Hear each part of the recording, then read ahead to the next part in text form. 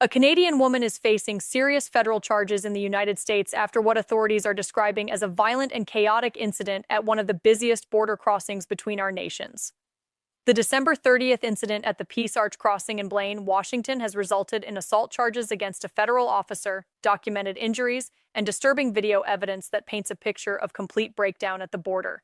This story has everything: marijuana, illegal border crossing, violent assault, and timing that couldn't be worse for Canada-US relations. Let's begin with what happened that night.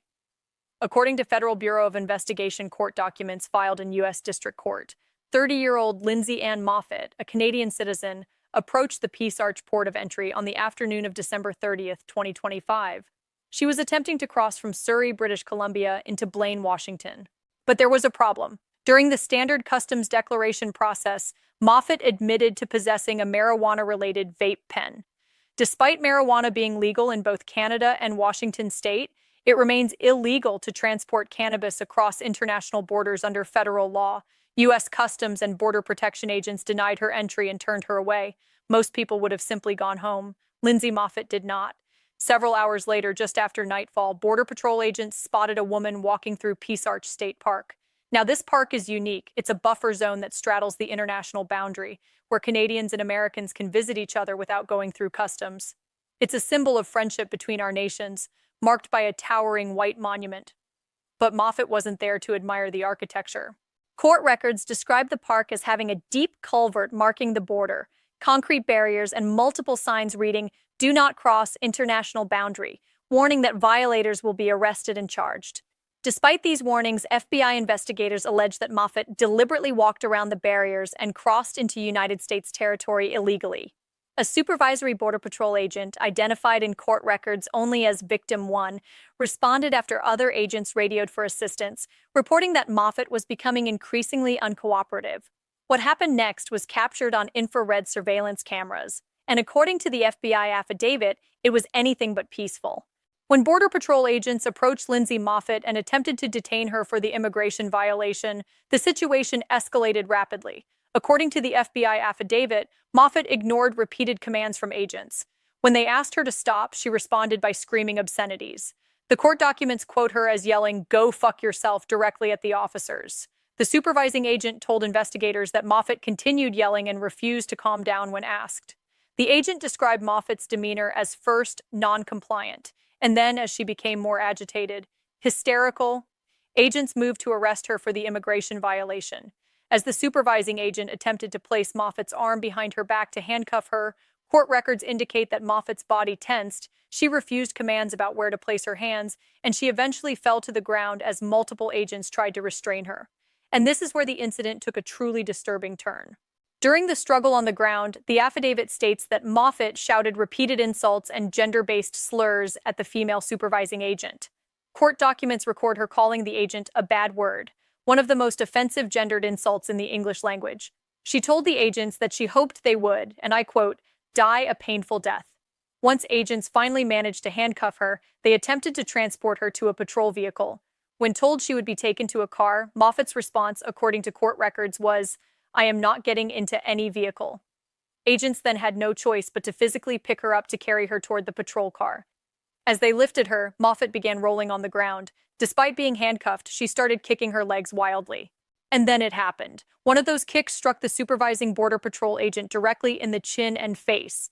The impact forced the agent's glasses into the bridge of her nose. The agent later showed investigators a visible red mark on the bridge of her nose and redness on her chin, both consistent with being kicked in the face. Photographs were taken immediately after the incident, documenting these injuries. The entire incident was captured on surveillance video using infrared technology, which allows recording in darkness. The FBI reviewed this footage and described it as consistent with the Border Patrol agent's account. The video, according to the affidavit, clearly shows Moffatt resisting arrest, falling to the ground, flailing her legs, and striking at least one agent while already restrained in handcuffs. There's another disturbing detail in the court records. The supervising agent noted in her official report that by the end of this confrontation, Lindsay Moffatt had urinated and defecated on herself. This speaks to the extreme level of physical and emotional distress during this prolonged struggle. When Moffatt was eventually interviewed by FBI investigators, she told them a very different story. She claims she was simply meeting her fiancé at the park to retrieve their dog, which they apparently share custody of. As for the assault on the federal officer, Moffatt insisted she did not strike anyone intentionally. However, prosecutors appear unconvinced. The surveillance video, the photographs of injuries, and the testimony of multiple Border Patrol agents paint a very different picture. Lindsay Anne Moffatt now faces two serious federal charges. First, assault on a federal officer, which carries a maximum sentence of up to 8 years in federal prison. Second, improper entry into the United States, which can result in up to 6 months imprisonment plus substantial fines. If convicted on both charges, Moffatt could face 8.5 years behind bars and will have a permanent federal criminal record. She is scheduled to appear in court again later this month.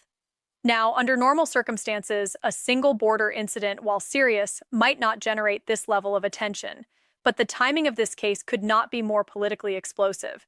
This incident occurred on December 30th, 2025, just days before President Trump launched his military operation in Venezuela, and during a period when he has repeatedly claimed that Canada represents a border security problem for the United States. For months, President Trump has been arguing that the Canadian border needs stronger enforcement. He's imposed tariffs on Canada, citing concerns about illegal immigration and drug trafficking. He's called Canada a source of fentanyl entering the United States, despite data showing that only 1% of fentanyl seizures occur at the Canadian border. And now, Republican lawmakers and conservative media have what they're calling perfect ammunition. A Canadian citizen denied legal entry for attempting to bring drugs across the border, returns hours later, crosses illegally, and violently assaults a federal officer. This incident fits perfectly into President Trump's narrative about border security, even though it involves the northern border rather than the southern one that typically dominates headlines. Conservative commentators are already using this case to justify stricter border enforcement measures. Some are calling for the same level of scrutiny at the Canadian border as currently exists along the Mexico border, including expanded biometric screening, increased border patrol presence, and enhanced physical barriers. For Canada, this incident comes at an incredibly difficult time. The country is already dealing with Trump's threats to make Canada the 51st U.S. state, devastating tariffs that have damaged the Canadian economy, and a trade relationship that seems to deteriorate with each passing week. Prime Minister Mark Carney's government has been working to rebuild trust and demonstrate that Canada is a reliable partner and ally. This violent assault by a Canadian citizen undermines that message. It's worth noting some broader context about the U.S.-Canada border situation in 2025. The year 2025 was, by all accounts, turbulent for United States-Canada border relations. Just weeks ago, Canadian snowbirds, retirees who spend winters in warmer U.S. states, faced new biometric fingerprinting and facial scanning requirements when entering the United States for stays longer than 30 days. Security and privacy experts raised concerns that these measures violate constitutional protections. There have been other troubling incidents. A Canadian man's vehicle was mistakenly swarmed by CBP agents at the Windsor-Detroit border crossing in what officials later acknowledged was a case of mistaken identity. And perhaps most concerning, another Canadian visitor told media outlets that he was detained at the Peace Arch crossing for 9.5 hours without explanation, and that this was the third time such detention had happened to him. The U.S. Customs and Border Protection Agency has, notably, remained completely silent on the Lindsay Moffatt incident. Despite multiple media requests for comment, CBP has not issued any statement, provided any context, or offered any official response to the allegations. This silence is unusual. CBP typically issues statements on border-related incidents that capture significant media attention, particularly when federal charges are filed.